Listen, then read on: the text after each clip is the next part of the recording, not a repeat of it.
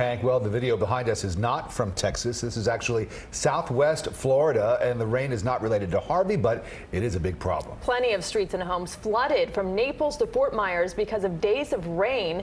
There have been many rescues, not all that different from what we're witnessing in Houston, just not on a catastrophic scale, of course. Shelters open and many schools closed. And a small part of our area had to deal with some very minor flooding today. Carey is live in Hollywood with a look at that. Carey.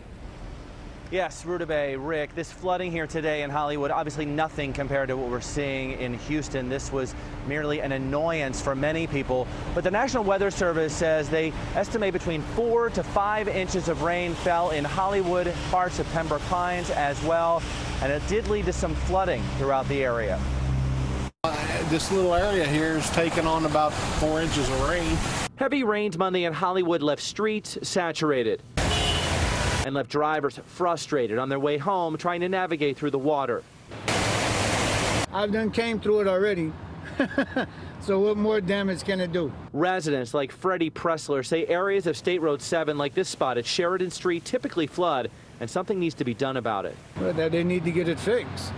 They already know how bad it is. The National Weather Service says they believe between 4 to 5 inches of rain fell in areas of Hollywood and Pembroke Pines on Monday, and add that to the 7 inches of rain that fell in the area since Friday.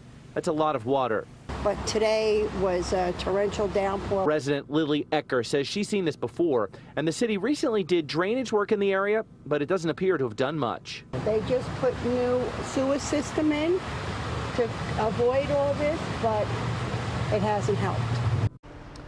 I spoke to city leaders tonight. They told me there is an ongoing road widening project by the Department of Transportation along State Road 7 here. They say included in that work is upgrades to the drainage system. They hope that makes an improvement here.